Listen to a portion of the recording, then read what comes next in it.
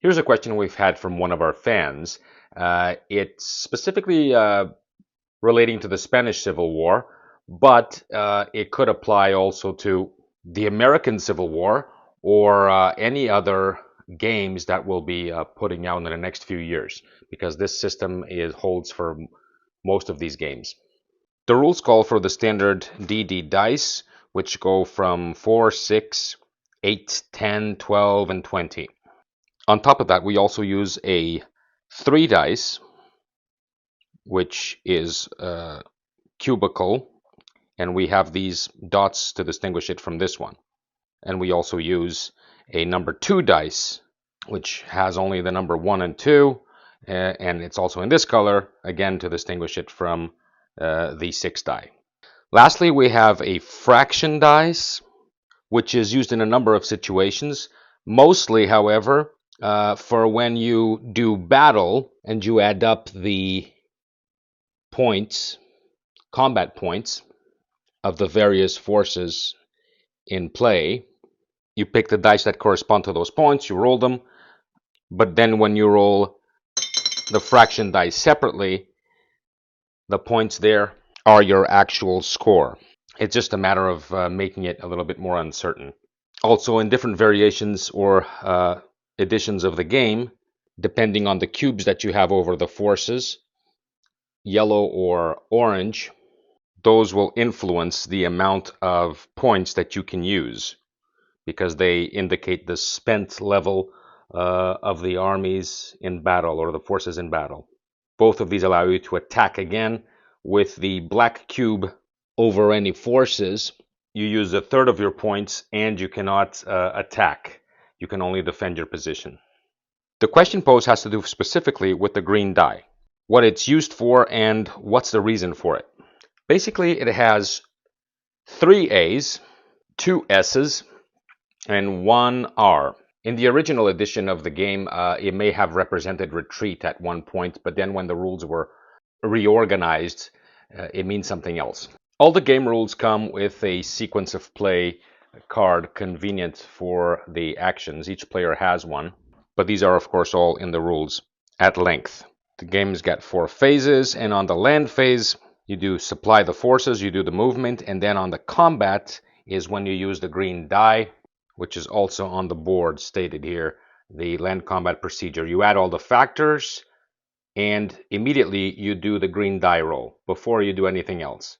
After you add the points of your various forces that have decided to go into battle with each other, in the American Civil War it's slightly different, but in any case you add up the points, and here if you have cavalry you are able to see the enemy's points if they're in range. In the Spanish Civil War and more modern wars, you'll be able to see those points in most cases. It's just military intelligence. But anyway, once you add up the points, you are then in a position to decide before you really commit whether you're going to fight or not. So this is where the decision happens on point number 1. After that, you roll the green die. And as soon as you roll the green die, which applies to both forces simultaneously, and by that time you will have decided that you're fighting. After you roll the green die, you cannot go back. Whatever happens, you have to carry out the battle to the end. The green die does not decide whether you're going to fight or not, but the rolling of it demonstrates that you have decided to fight.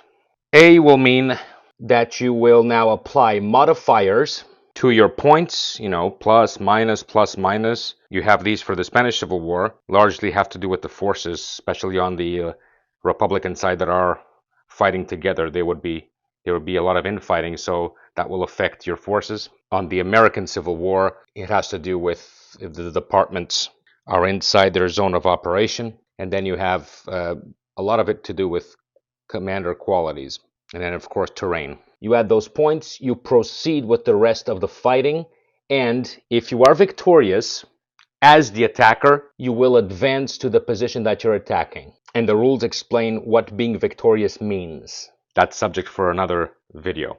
Then you have the S. S basically means stalemate.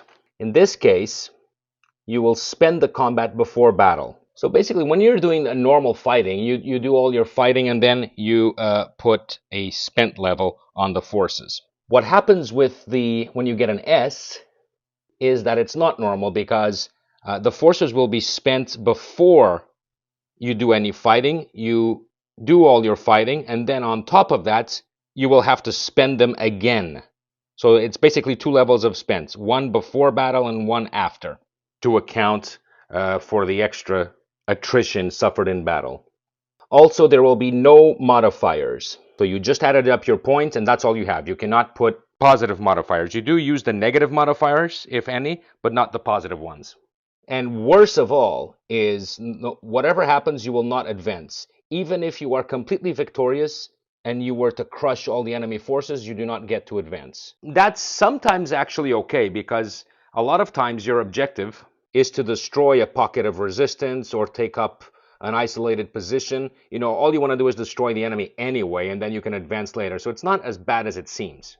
Other times it's catastrophic because you have one chance to have a decisive victory on one of the battles that could actually even win you the war, and because of the stalemate you won't be able to. But the good news is that you can attack again if you have other forces during that same turn. But note that because of the stalemate on any fighting, with increasing levels of being spent, then that will affect the points that you can use.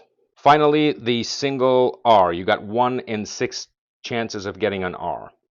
That does not mean retreat, as I have explained. What that does is this. Fighting a battle, the side in the battle that is closest to its flag, for example, here it would be the Republicans, they are clearly closer to a flag here, will be able to reinforce. In the Spanish Civil War, they can reinforce with one militia or one artillery that they can poach from any command that is in range. If neither side is near any flag, it's not in range of any flag, then you're going to roll a d3, and the Republicans get to reinforce on 1, and the Nationalists get to reinforce on 2 and 3. You can take any unit from any point in range, like I said, on or off road in the Spanish Civil War. The best thing about that is that after you reinforce, the attacker can roll again.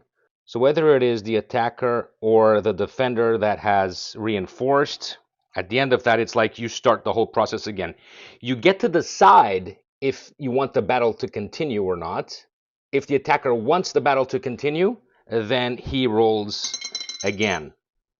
This, you would have gotten a stalemate, and then you have to fight, or if he gets an A, then he fights and advances if he wins. If the attacker does not want to attack, then the defender might even want to attack in that sense.